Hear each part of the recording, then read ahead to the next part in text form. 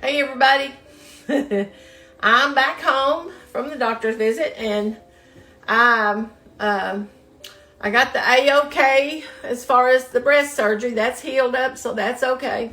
And now the next thing is on December 8th, she's going to take this melanoma out of my arm.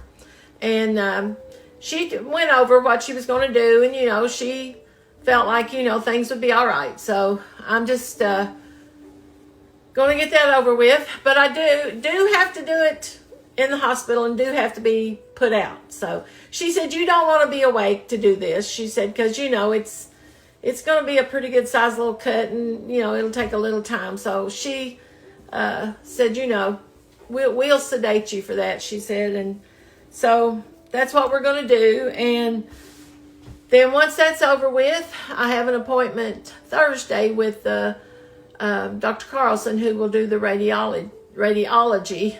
But it's a consultation with him, so we'll get things set up then. But as far as my breast, I'm ready to go with that because she said it was healed up. It's done. So finally got that part over with.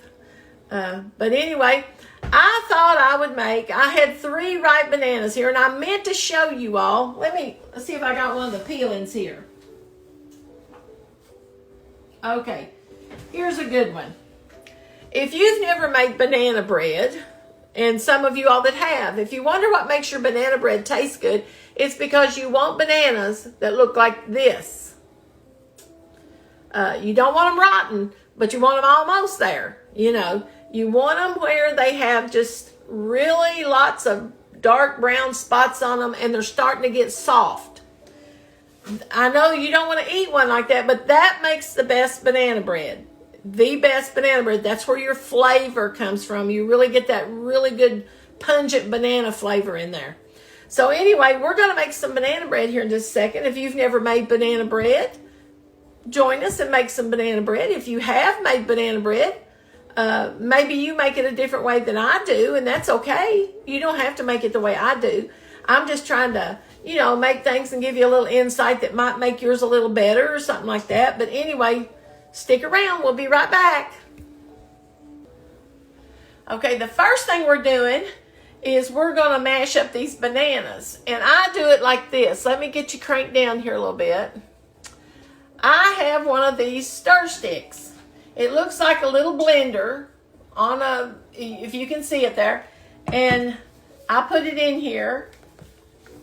But now I'll have to do it over there because I forget. I can't run this with this big light here because it always makes it, short a little bit. And I don't want to do that. So I'll be right back. I'll blend these up and I'll be right back. Okay.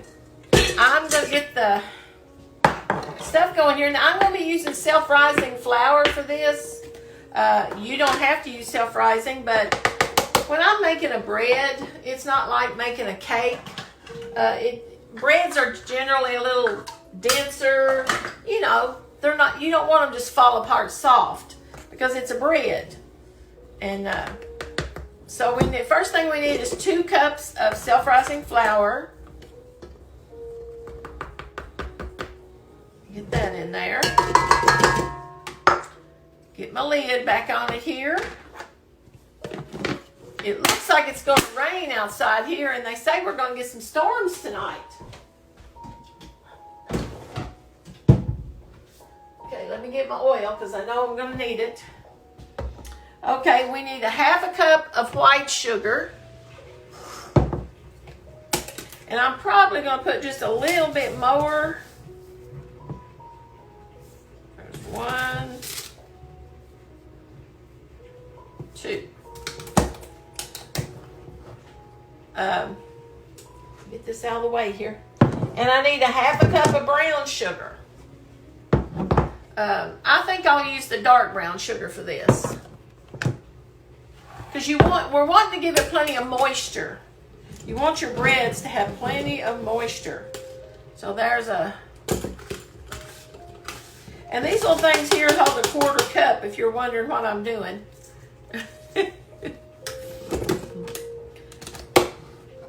I've got so many little measuring cups around here. If you've never bought these at Walmart, I just love these little measuring cups. They hold a quarter cup. See? And they are the handiest things just to put in your canisters or stuff like that. I really like them. And they got that little rubber gripper thing on the side, so, you know, it works really good. Okay, now we need 2 cups of very ripe mashed bananas. Now, I probably am not going to have 2 cups completely, but I'm going to get pretty close to it, and I'm going to kind of mix this around here, this sugar and flour up with my whisk.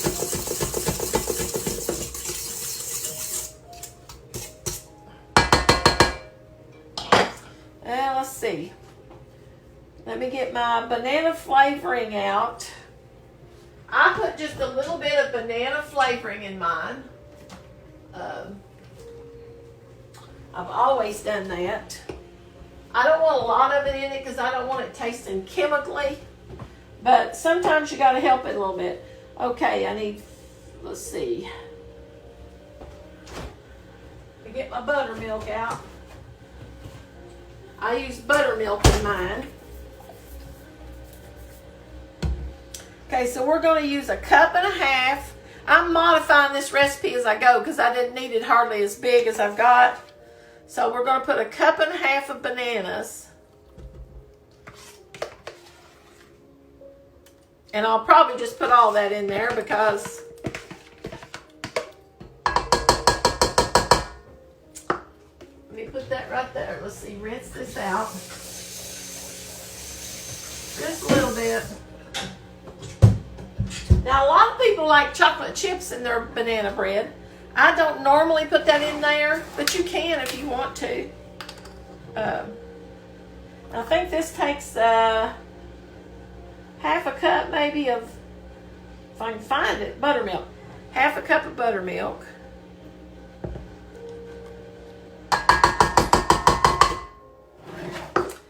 And 3/4 cup oil. And I'm just going to pour it in here right like this.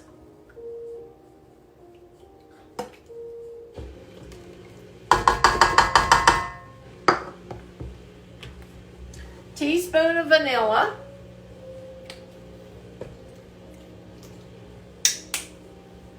Teaspoon of banana flavoring. So I'm going to put just a little bit of that in here.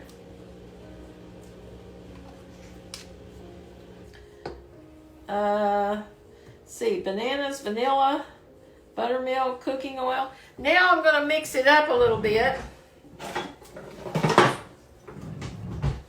Let me see if I can scoot you all this way just a tad so you can see here.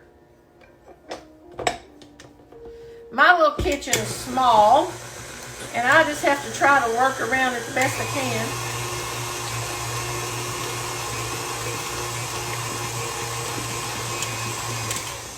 Okay, now, let's see, we need 3 eggs. So I'm going to get my eggs and put them in there.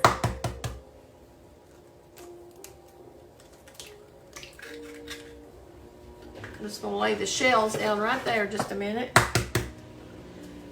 Now the eggs is what kind of gives cakes and breads and things their fluffiness or their denseness. The more eggs you add, the more dense it's going to be. And you kind of want breads dense, so that's why we use more eggs. Now we're going to let that mix up for just a second. Let me get my cooking spray. Because I have to spray my pans here and put my buttermilk back up.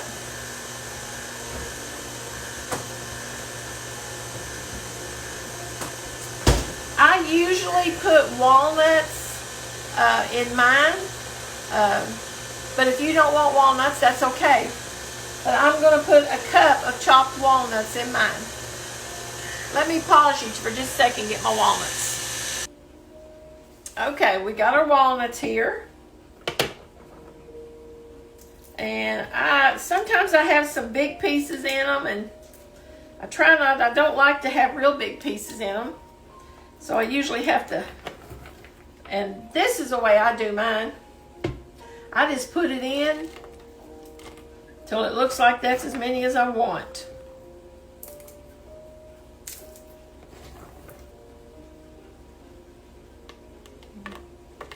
There's the whole husk.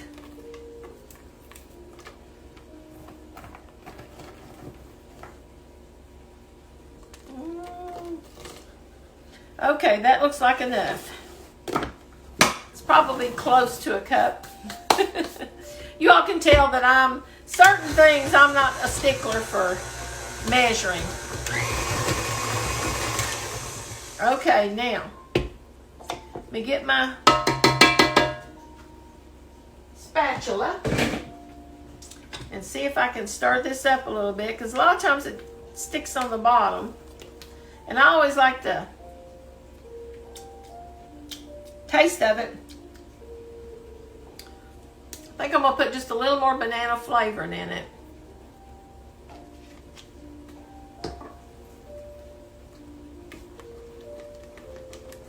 I'll mix it up a little more. Now I'm going to spray my pan. Let me wipe off my counter here a little bit. I'm going to move you back like this. Now, I'm baking it in my big heavy pans today. These are my Williams-Sonoma pans. A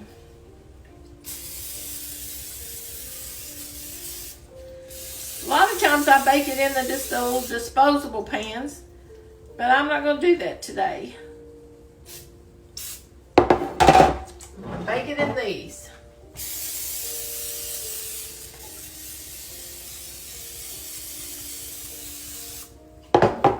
Okay, now, let me get my batter out here.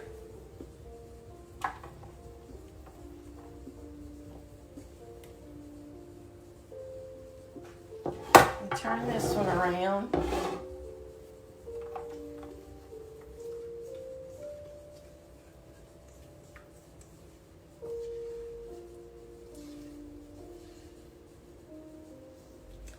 Put a little bit more in this other one.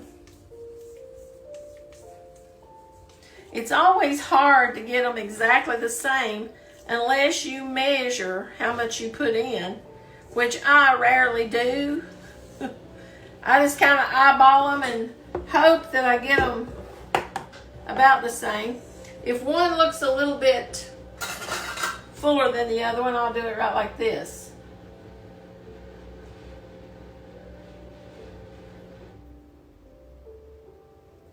And that'll be all right. Okay, now I'm going to put this in the oven and I'm going to bake it for about, let's see, about 45 minutes. But it may not take hardly that long in these pans. These are different pans, so I'll tell you how long it took me in these. But usually in just the little throwaway aluminum pans, it takes about 45 minutes, anywhere from 35 to 45 minutes. Always check the what? Center of the pan, guys. Center of the pan. If it's done there, if it doesn't push in, you know, it kind of fights back, then it's done. But I will be back in just a little bit. I was just sitting here and I happened to think, Kathy, you didn't tell them what temperature. You bake the banana bread at 350 degrees.